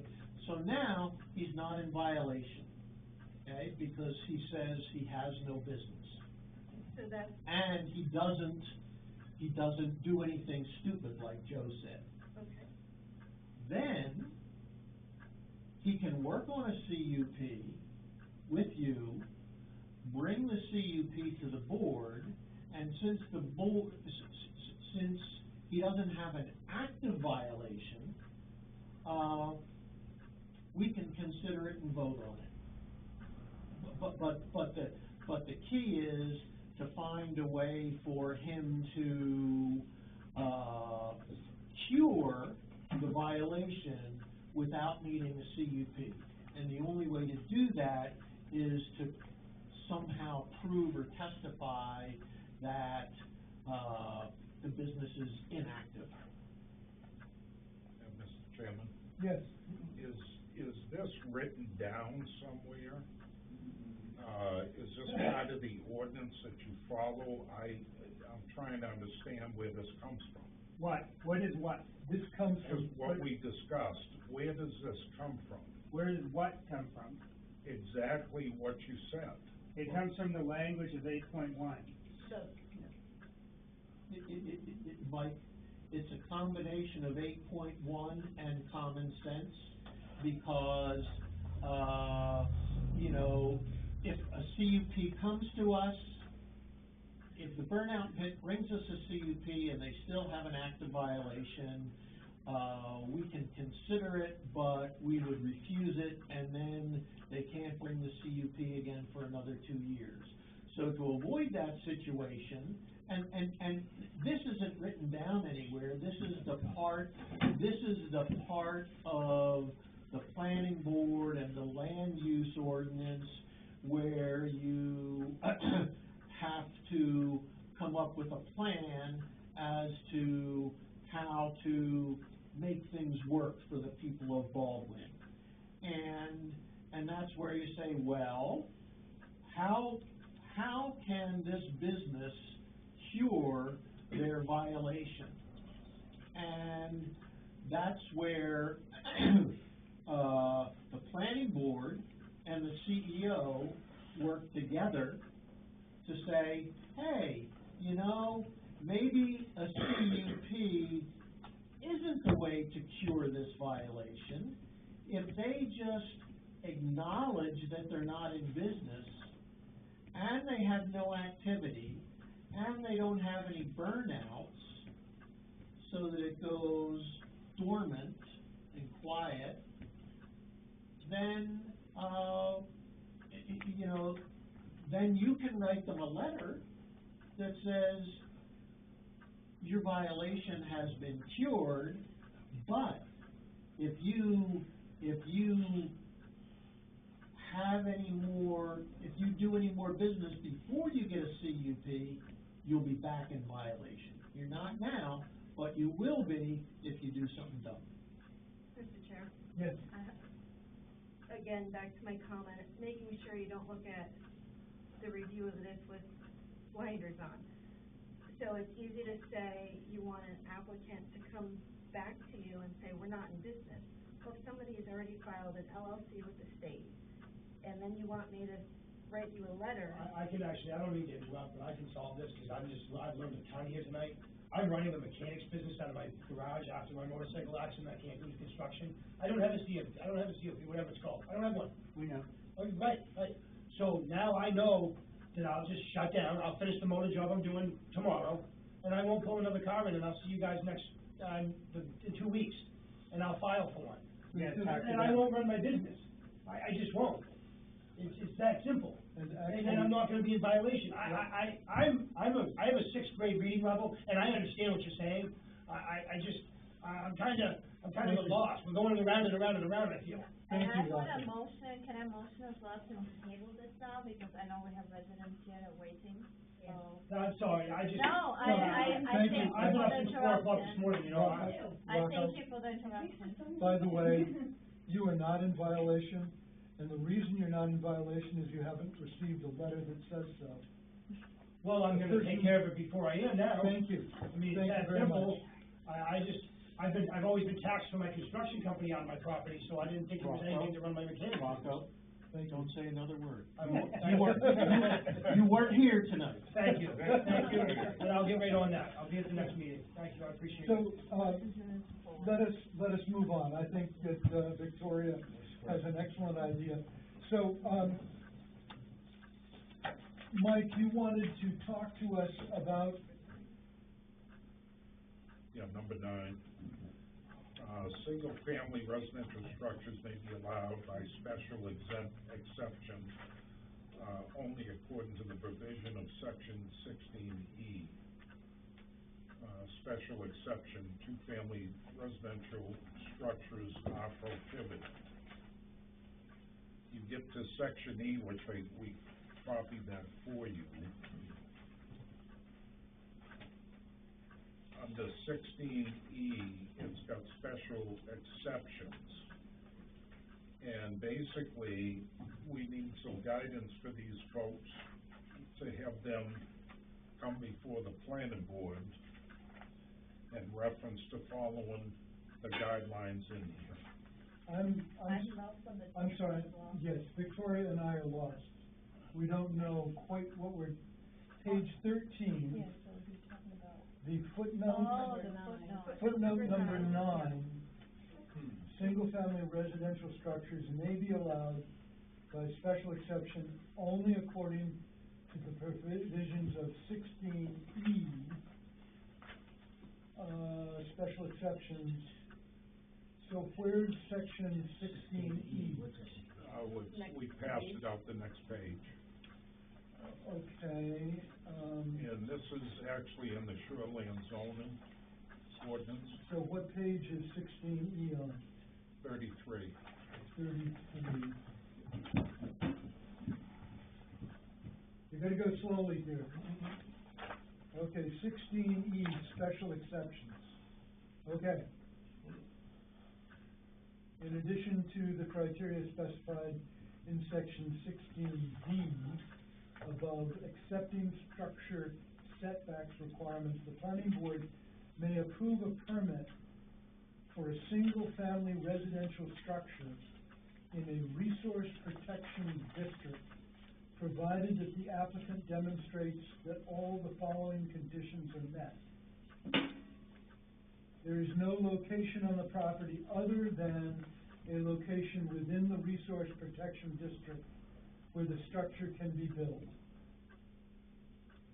The lot on which the structure is proposed is undeveloped and was established and recorded in the Registry of Deeds of the county in which the lot is located before the adoption of the Resource Protection District. All proposed building, sewage disposal systems, and other improvements are, and the conditions here go on. Correct. I hand it back to you, Mike. You want me to read them? No, I just, what are we reading? Where are we going? Where are we going? Yes. Well, I don't know where you're going, but, I Where do you think you're want us heading in to the go? right direction. Where do you want us to go? Why are we being told this? Why are you asking? I cannot issue individuals permits because of our shoreline zoning now. Okay, These individuals have spent tens of thousands of dollars, okay, and they're located in resource protection, which probably shouldn't be classified as resource protection, some of it. So they've got an opportunity, according to the planning board, to go through this section. However, what do they need to do in order to come before the planning board in reference to these special exceptions? And what will you accept? And there's no application, there's nothing that's been completed in reference to, I don't know how you would handle this. I need all the criteria for the building. so, wait, Rocco. I'm sorry, Rocco. So, you identified the first thing we have to do, Mike. The first thing we have to do is go through here and write up an application form. Obviously, we need a copy of the deed that shows when this property was separated off. So we have a date. We need a location map within the Resource Protection District. I mean, this is all, it's a checklist. Every number here requires a question, requires an answer. And that's what we're gonna go through, and we're just gonna check the list as we go through. This is new to us, okay? And so we're gonna learn together. We're gonna find out how this is done. But this indicates to me that this is the legal thing to do, and we'll do it. I think this is asking the planning board at this point. I don't want to just dive right in and tell you what we're gonna do, and I wanna give the board the opportunity to read this, so when we deal with it, we're, making sense to you and to us. And we don't come up halfway down the line saying, oh, wait a minute, we forgot, So, if you bear with us, I'm sorry it takes time. Ground's frozen, hard to build right now. At least there's that. But we will take this with all deliberate speed. So I think part of the question is, what level of proof do we need to satisfy these requirements? So like, some of them are easy. The date on the deed will tell us whether it was established and recorded prior to the adoption of the Resource Protection District. That's So easy. That deed, meaning not just their deed, but maybe when the property was split off. And I say split off because I mean from the 100-acre lots, when was it split off from the mother lot, so to speak? That was 2015. And so these are all dates of after this ordinance came into effect. You can go That into was only- what when is was- the setback from this the is- brook? That's the question. This is, a certified copy from April 23rd, 2021. Right, so I bought my property in 2015, which was broke off of a 47-acre piece, So it's, when was it broken off? 2015. 2015. So what I have to do, my homework, I'll do all the homework for you. my homework is to go next door and see Debbie, or maybe go over there and see Robin, and find out when the original shoreland zoning ordinance passed. Okay. Because that's what's gonna determine what we can do here. Okay, so I have another question, because we're learning together, and I'm. Yes. So what happens if we find out that that I should have never even been able to build my house? I don't wanna go there. I don't either, I Let's not go I there, just, my mind Rocco, races. Rocco, Thank you. Okay. yeah. So, I'm sorry, David, I interrupted you to expand in the middle of your, No, I don't think you interrupted, I think you interjected, so you didn't interrupt. So I mean, I think the deed date is easy. In some respects, I think there's probably a question that the board has to address in terms of what lot is in reference. I think it's the final lot, but I don't know. I mean, if Rocco wants to come in and say, we should look at the 48 acres and not whatever you cut off in 2015, he can come in and argue that. I don't know which one it is, but we need the deed for whatever lot you're building on, because the date is critical. Okay, I wanna gift my uncle, my aunt passed away, my uncle wants to move up, but he's got no family in Portland, he doesn't wanna live in the city anymore. I wanna gift him 3 acres and build him a house on my property. So you would run into serious problems, it seems like, because one of the criteria for this exception is that the lot was established and recorded prior to the adoption of the resource protection district. So I have another question. So would I just say that, would I file for the building permit for myself then? Because I've owned the property since 2015, and that's when I believe the property was broke from the 47 acres. Well, I'll do the research and figure that out, but should I just run it that way? Because it doesn't matter to me, no matter to him. I'm not giving legal advice, but you may want to talk to the CEOs about that. I don't want to give legal advice either, but I think one of the big issues with a lot of these lots is that new map, which was voted on in 2018, is what created the resource protection zones for a lot of these. it was a change of maps, you're right. Yeah, and so I would think that would be what you look at, is when that new map came into effect, that's what delineated a lot of these properties as being in resource protection zone. Prior to that, it did not exist. But you have to dig out the prior map to see.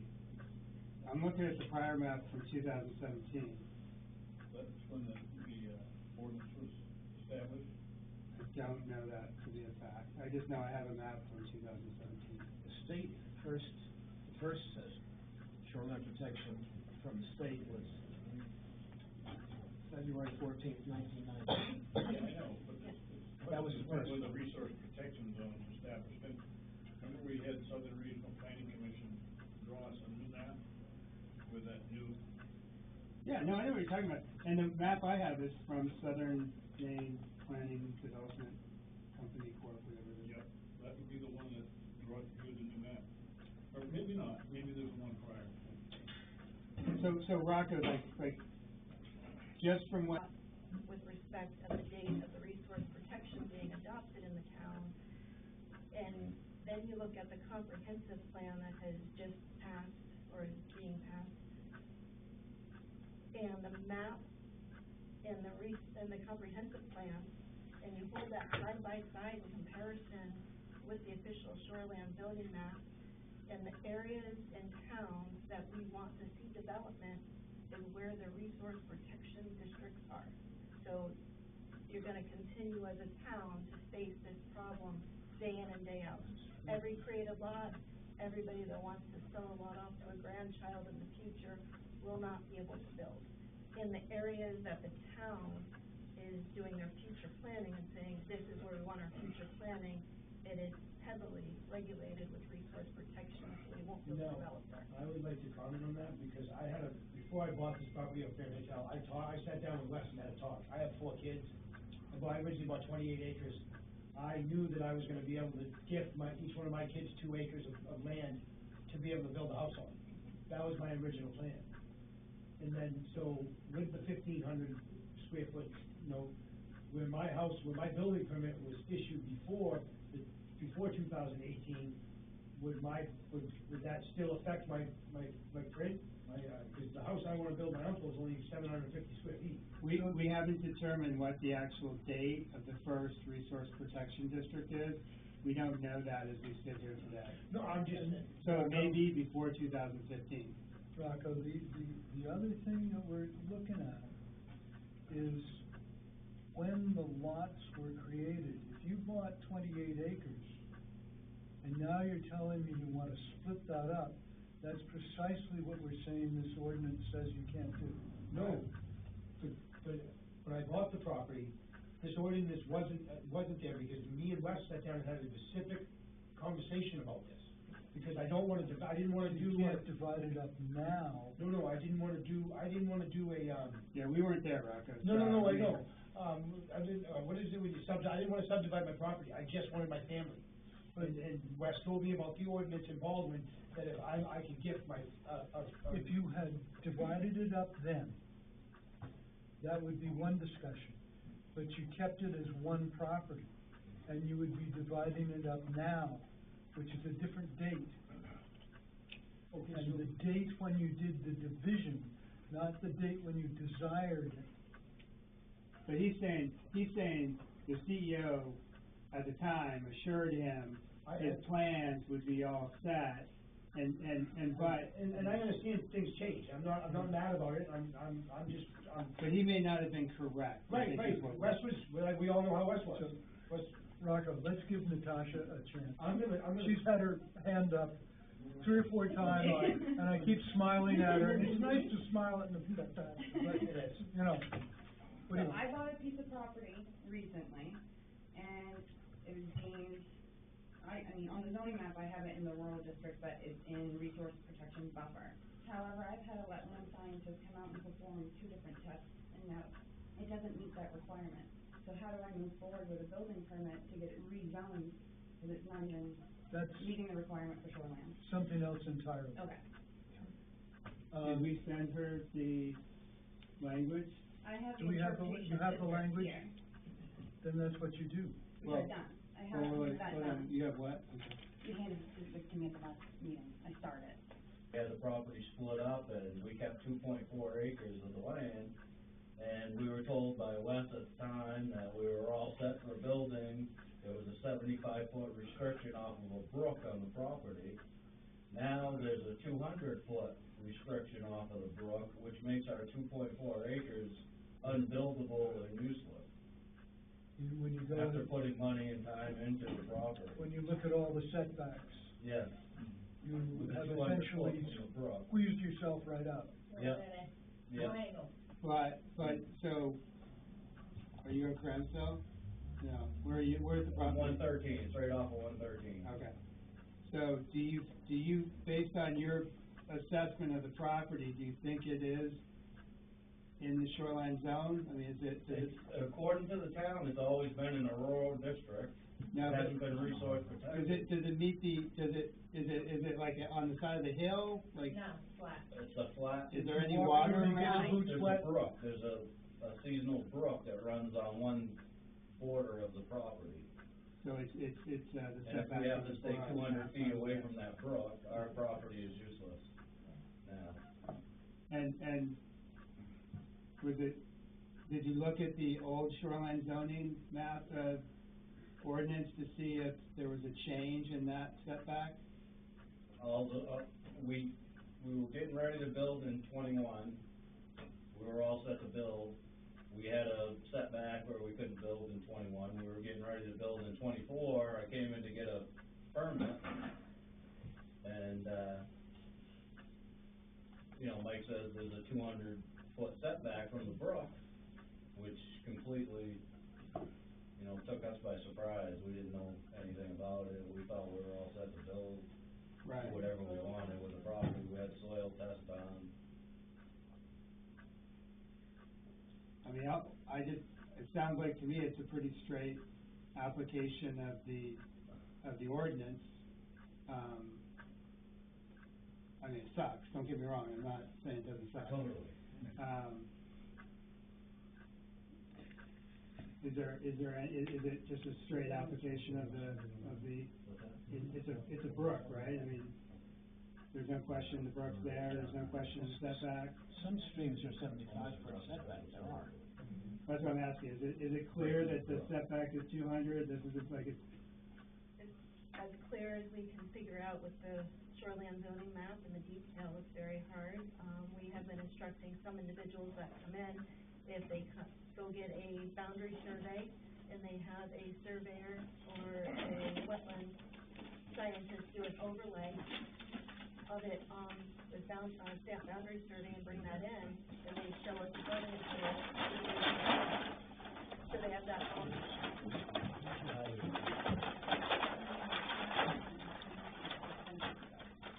Where you log this, it's over here.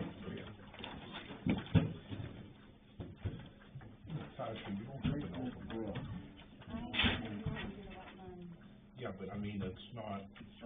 Douglas Hill Road? It doesn't overlay with. That's Douglas Hill Road right there? So, Crawford Road, this is where. Oh, I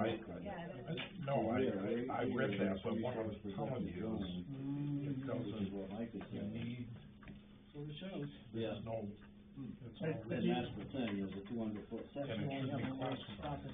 Yeah, we have a little 2.4 acre lot Go right into there. my lot specifically and change that, correct? So if there's no question the brook is there, I hope so. and there's no question what the setback I- is, Be able to move it's No, just a I straight said I application hope of, so. yeah, you can't build that. Yeah, the only thing, the thing that's got me going was, you know, everything says I it's said I hope 75 so. feet. And that's what we're not understanding. I mean, I've contacted every other town and 50 miles of here, and everybody says if there's a restriction on there. Everybody has a different 75 ordinance, feet, so. right. So Baldwin is the only one with a 200-foot. I don't know if. The only green areas, the green and blue areas are 75. So that's how you read the map.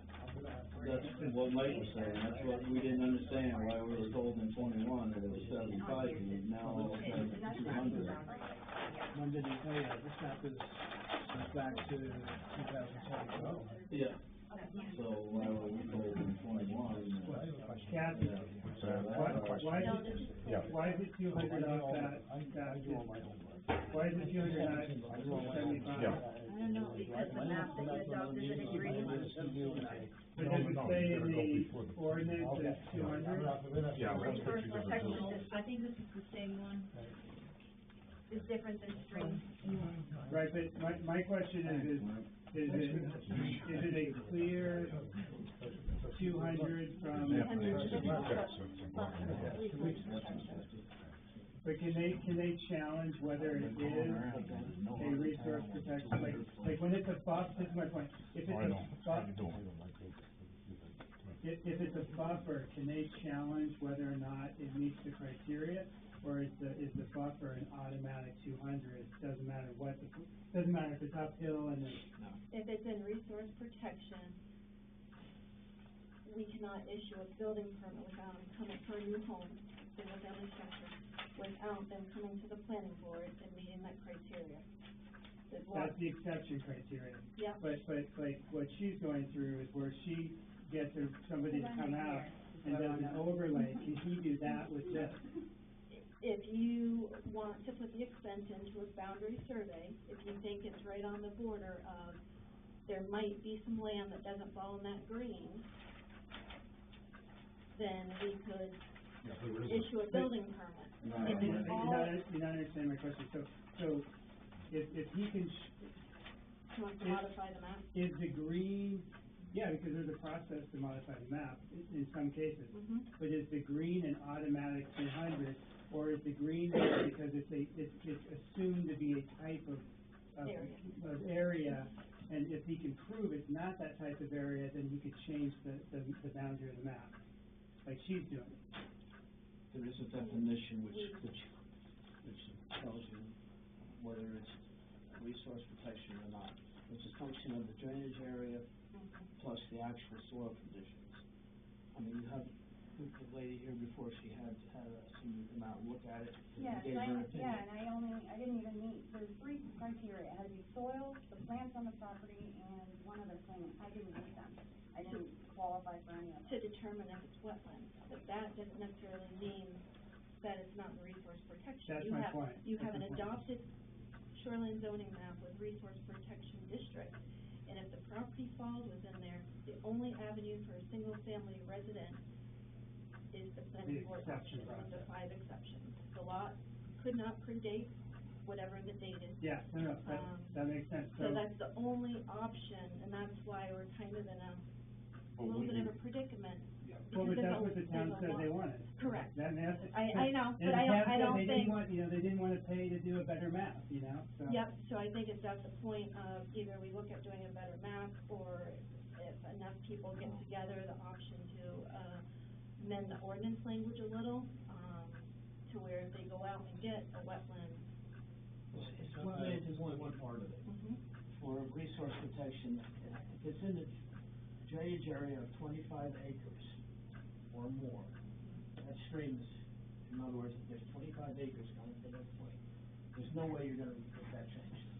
It's 25 acres. Right, no, we're agreeing, Yeah. yeah. I have a thought.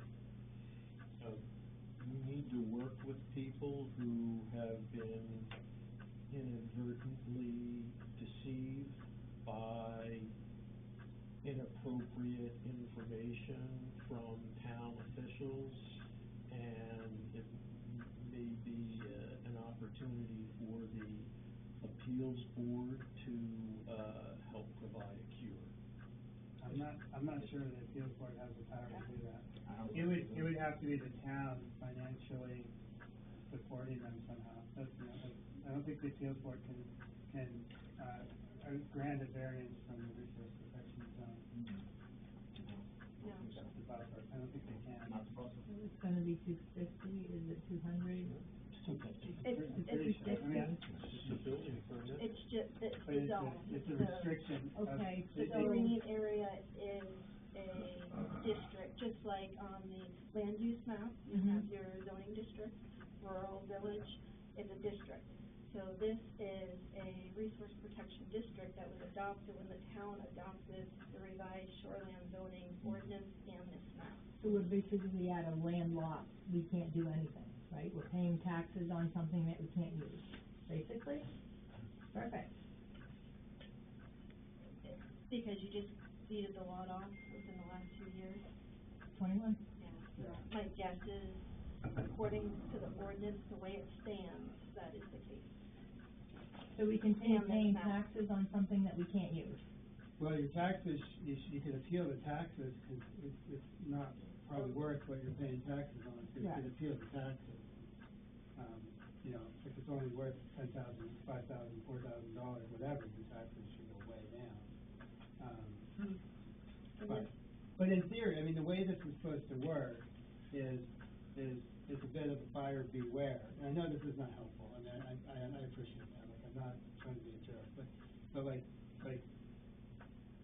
if your property is not buildable, as a buyer, you're supposed to do due diligence to figure out what it's worth. And again, I know that I'm not. Does that come up in the town search? I'm just curious. Is that gonna I don't know. I mean, I don't know when it would come up, but like. That's why you hire a realtor. Like, if you can't build on your property is not worth as much as it No, would be if buildable. anything now. Yeah, and so like, when you buy it, you're supposed to figure that out. Sometimes it's really hard though, to figure out all this stuff. I mean, That was the thing, when I bought the property, there was 5 acres. You asked the question. That's the tougher issue, is you actually came and talked to a town official and made. Right, there was 5 acres there, we sold off 2 acres with a trailer, kept 2.4 acres. Yeah. thinking we could build on it. Cause they told us it's 100-foot buffer from the brook, so we were perfectly okay to build something there, and now it's 250, and now it's giving us a triangle size of not even a buildable lot. So did we, I just don't know the answer, did we change from, what did you say it was, 150 to 250? It was 100 feet from the Well, brook. 100 feet. It says 75 and then by brackets, that's 100. There's a little bit of a. Yeah, Just. well, even 100 gave us enough room to build. 75 follows. So that's what I'm trying to figure out, when did it go 250? That's your stream protection buffer, Yeah, so that still is. but was it before, when they bought the property, was it 250? That's the question. No, What the map look like? what happened is, then when this was adopted, a resource protection buffer was adopted by the town. It didn't exist. The old, shoreline zoning map, there's no resource protection. It was That's the just- question. Yeah, so when it was adopted, and this is what I say, and I know this is a complicated, and you. This just confuses you, Kathy. Yes and no, but he's telling them they have a useless piece of land. No. He wants to split his land. But this is where the comprehensive plan is showing you want your future development. And you look at this in comparison to your shoreline zoning map, all this yellow is where you want in the village district. Yeah, This is where you want they your can work development. hand in hand, it just may not be perfect, but those two things don't equal 6, I mean, like, they can work hand in hand. But if that's where we're gonna put most of our development, we're gonna continue to face this, and we're gonna have nobody But maybe the town is saying we nobody don't can. want development, maybe that's what the town's saying is we don't want that much development, so you gotta find. as we go. You gotta, I well, think that's what and the the growth town's also, ordinance is in place for. the town's also said, I think, that I as a taxpayer don't wanna pay to do a super specific, really nice, expensive map. We're putting that on the landowners, if they wanna challenge it, there's a process to challenge it, because we as taxpayers don't wanna pay for that cost. And I think that's the other thing. Can I ask a quick question? Sure. I'm gonna go. So if I do my homework before the next meeting, and I can prove all 5 of these, can I get a permit? That's Just tell Try me it. you want Do an it. accessory dwelling unit, you'll be golden. Yeah. You're confusing me. No, he's telling you the truth, like, there's something called an ADU, which is, you can put another house on your property, it has to be a certain size, you know, you wanna come in and talk to the CEO about doing an ADU, accessory dwelling unit. All right, thank you. That would potentially, I'm not. No, I'll do all my homework, I'll cross 7 bridges. that in the ordinance. We didn't pass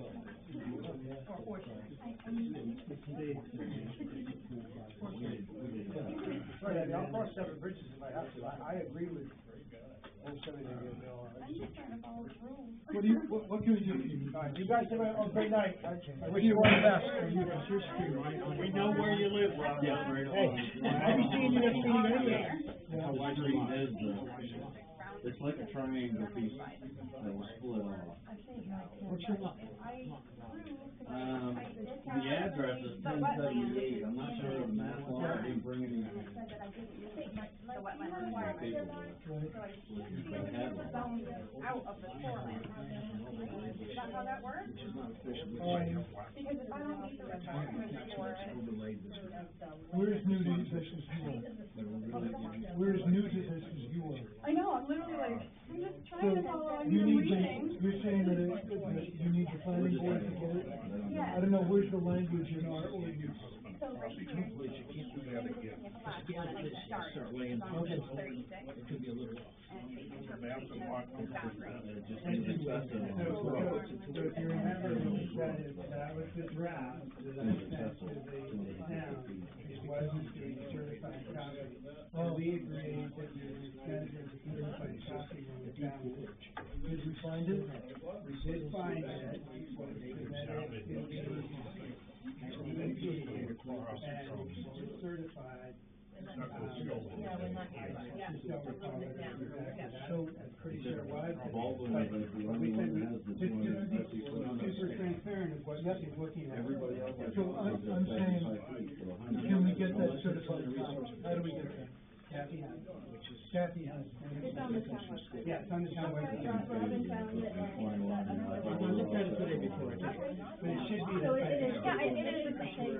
Okay. I had this wetland, I don't even know how to say that, delineation. Okay, I thought it was, but. Yeah, I just see no Never started. about that. I actually contacted the soil scientist, yes. We and thought had we were doing the right thing, we're certified going for for it. code enforcement in And that 2021. says that on this Would've never parcel, spent that money, I would've never split that so-called 5 acres forested up to begin wetland with if is I'd what known. Yep. he shared. And it does not meet the definition of a wetland. I'm not sure, we would've of never special thought of it. significance. Due to, They already had a So trail the around. code looks to me as if He's making a copy of that, the code enforcement officer can give us a, where we are. and it says that in order to meet the parameters, I have 3 requirements, the wetland hydrology. With, what property is Slow it? down, slow down, slow down. Sorry. Kathy, are you having a concern? with I that? haven't looked at everything, that she had, just given, Yeah. I think Mike's making a copy of that. still resource. But I think doesn't the ordinance allow to modify the map if the factors are met? Yeah, right by the test. Like lot specific, Yeah. until the major map. It was actually part of the I test usually go to map, originally. whatever my map is on, and be The like, foreman of the test. all right, here's your, And they had to zoning be out or on whatever. that 5 acres What of we've been land. doing is, if someone Yep, comes in, right behind the property. Perfect, thank you. prepare a stamped boundary survey, showing the wetland overlay, and showing the resource protection overlay, and show an area outside of that, that they can build, then we can issue a building permit. If it's in resource protection, Or get the right one, yeah. the steps to I think the CEO has the ability to accept this documentation and to. Across from Douglas lot Hill, that- right? In reality, the delineate what is not covered by the shoreline zoning ordinance based on the documentation provided. Like 400. I think, could see the drafting and say. Oh. The decision maker, because we didn't want to do that. It's 100 feet off the road. Boundary lines may be determined by planning board or CEO issues permit. So if it's a building permit, you can recognize the modification of the shoreline zoning map. And we Or if didn't want. it's in resource protection, planning board might be able to determine that. Yeah. I'd have to look at Some gray area. You could, so when we did this, it was probably, yeah. he demanded that he had the ability to do it, remember? Yeah. We didn't want to give it to him. Yep. For some reason, we didn't trust him. But yeah, that was my recollection of what we were trying to do with this, is to give the CEO, and we limited it to only That's got a trail around it. delineations that were necessary to be changed for CEO issued permits, like a building permit, not for additional use. Yeah. But I'll have to look for the rest of the ordinance and take that, because there's map changes in there as well, once if you're talking changing the district, then there's a whole different process. I'm not sure But if we're just changing my specific law. It's just changing the planning board process would. And there's a process. But I think that's what we did, that's what happened with The issue is that the map Long is road not energy. accurate. solar farm And- there on the other road. They came in and showed that it was not, Yeah. in fact, Yeah, And was that different because it wasn't a single family structure, it had to look at that table. no, they followed this to show that the map as drawn was not accurate. Yeah, and I Or think does it meet the criteria? that is my understanding, that would be the easiest way and most friendliest way for the residents to build on this. Yeah, the survey that Follow he the had same way with the solar overlaid it, companies, there was rather than nothing, there was being nothing so there. restricted to 1,600 square feet. Well, that's a And that different, one- but that's a that one different, doesn't qualify that's a different for process, for a different issue. Oh, Are got you it. getting all this, Carrie? I don't inherit her. So what's your, Discussion. what's your next step? Your next step is to come in, bring all your documentation, give it to the CEOs, and then she's gonna review it. I don't know if they Are can you gonna help you. contact her, and then, and then if you have to come back to us, It's not looking good. No, she'll it's, tell you it's that you very have to come back to us, complicated and because we'll, cause we have the the authority to map do it needs as to well, be Right. changed. so. And as long as I get last on which, on here it says I did. No, it then doesn't sound or like they whatever want to direction. do So it. you have a path forward, Okay. And the and we don't want you to come back if. shoreline zone in Kathy said you reference have to the Yes. Does that work? exemptions. You can resolve something tonight? I'm easy to work with, I just try to follow the rules. You happen to be. Very difficult to meet Oh, I with, have it. right? Here, let me take a picture. And it's costing I've got everything up. thousands of dollars. Yeah, because you gotta I'm get mostly a- wanted for the. You know, when I you're a Yeah, I have this taxpayer, in 2017. you know, you shouldn't have to go through that. That's all I can tell you. So this map, the 19, that's the one. No. map? We're back to this, back to this stuff. Yeah. Well, his problem is the Blakeman Brook is a brook, it's not a, yeah, it's not an But those residents and properties, right? If you get on the town website,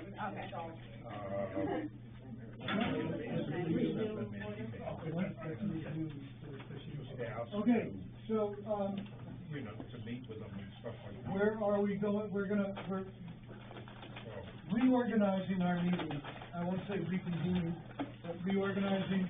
So, have we answered your questions to the best of the ability that we have tonight?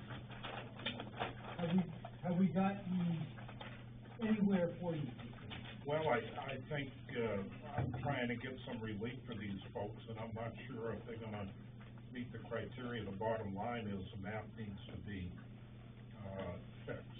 Well, And you take Natasha's land, which is on Marston, as you take a right on Marston, her lot is on the left, she started clearing on the top. Doesn't qualify as resource protection. and she's proved that. Yeah. And she, and so the landowners in Baldwin have a process by which they can challenge the districting in the shoreline zoning. Sounds like she's doing that process. Yeah, and it's gonna come up more and more, Dave. I mean, this issue isn't going away. His land down there probably could be classified as shoreline. Where his lot is down there in reference to where the brook is. And if it's shoreline, if it is within the shoreline zone, he's not supposed to build on it. No, in other words, he could meet the setback from the brook if it was classified shoreland zoning as opposed to resource protection. But it is resource protection, isn't it? And what I'm Correct. hearing Yeah. So, is that the voters of the town of Baldwin created this situation, and maybe the voters of the town of Baldwin want this situation. They might, Joe. And in fact, they voted and said they did. Yeah. So And- I'm all for saying, this is what the law is. Yeah, and basically, if that's what it is, that's fine. And, you know, the point is, as long as you folks know about it, you know, there's not gonna be a situation whereby, even though there's several areas that is not actually classified, should be classified as resource protection, should be shoreline. Perfect example is Sand Pond. And Sand Pond, based on our map, shows that that's resource protection. Now, there's a perfect example, David, where you've got non-conforming structures on that,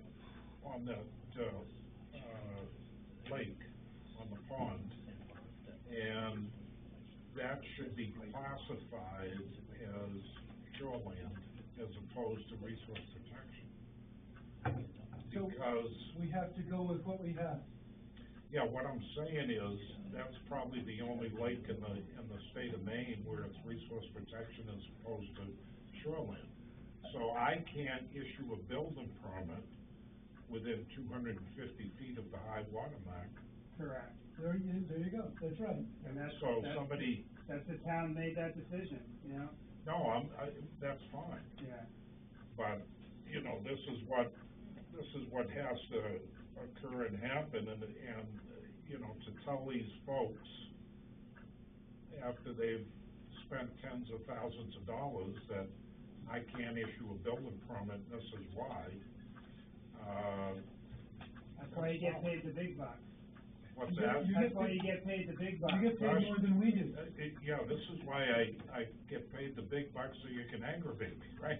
But I think, you know, you keep saying that the map has to be fixed, and if, you know, I understand what you're saying is that the map is not 100% accurate, and I think we all agree that it's not 100% accurate. But I think the question, I don't think the question is for you to say whether it's right or wrong.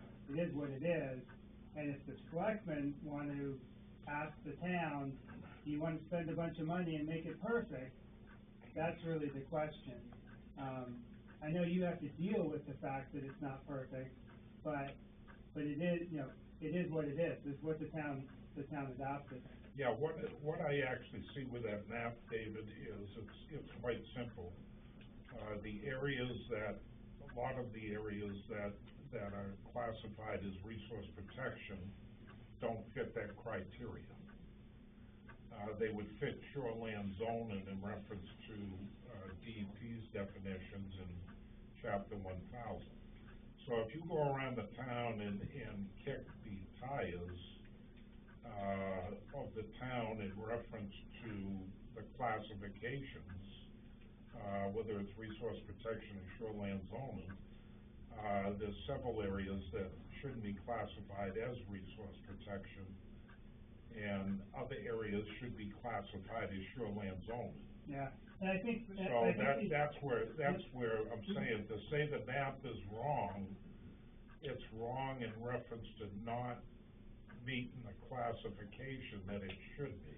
So we have a selectman here tonight who can tell us, do you think the budget can stand having boots on the ground go around and check on this map? I don't know, we just gave you some money to, update. You think $8,000 is gonna do it? I don't know, because I don't know that $8,000 was spent to even develop it. The one that you got. But because this was all done by satellite. Yes. And I mean, my feeling, having been involved in the But making. the other argument that I've heard is that the people involved and voted to have that map that way. Yep. I don't think that there's probably 10 people who have looked at that map and understood the implications of what it says. that's true for a lot of votes. So. Right, right. So to say that that's what the people involved want, maybe they don't understand what they voted on. That may be true, but you know, if you want us to revisit it, you can certainly ask us to do whatever we're supposed to do to revisit it, and we'll look at it. But we haven't been asked to do it, and I don't think we're willingly going to do it, because what we're going to do is come back to you and say we need this much money to do it. Yeah. So the select board will take it under advisement and decide what we want to do. Then I'll talk with Southern and Maine Regional Planning Commission and see what their advice is. Because I don't expect you folks to do it, and, you know, go out and survey it. But I do think that there's an issue here that needs to be addressed. And it might be revising some wording in the ordinance, or it might be anytime you put restrictions on property, there's gonna be collateral impact. And your collateral I mean, you know, again, I feel for you, sounds like I'm copying off at it, That's okay. but there's gonna be collateral impact, and No, so. I understand, but the thing is, you don't wanna put restrictions on the property that are not needed. Rational, yeah, yeah, Okay. yeah. I mean, there's certain things like, you know, 100 feet, restrictions that are just by definition 100 feet, that's all you can do. Other ones though is an evaluation of the conditions on the ground made from, you know, 10,000 feet. Right. Something that we can work with. Cause we've been paying taxes for the whole piece of land for the past 3 years, for land that we cannot do anything with. And I call them up and ask them if there's something they can I've got do. 30 acres of, property on Saco River that I can do nothing with.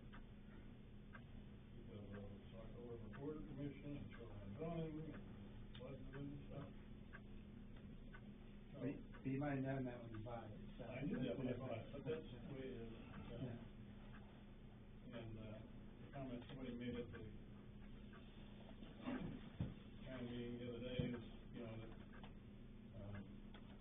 how can you, put restrictions on my property, you know, when I'm paying taxes on it?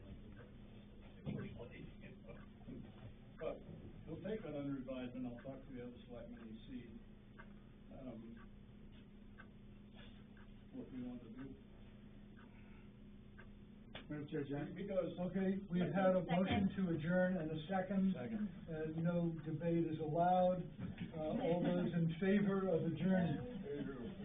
We are adjourned. Thank you, Carrie, for sticking with us.